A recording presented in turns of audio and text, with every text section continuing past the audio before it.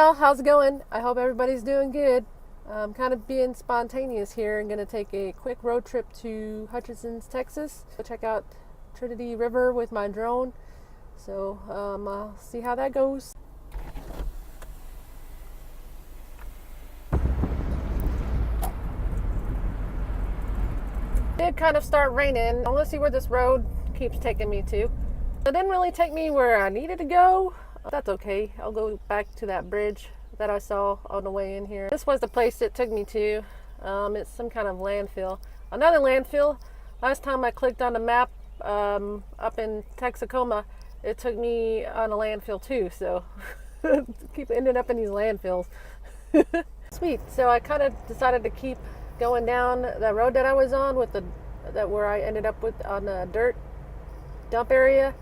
It took me down to this nature preserve area called Goat Island Preserve.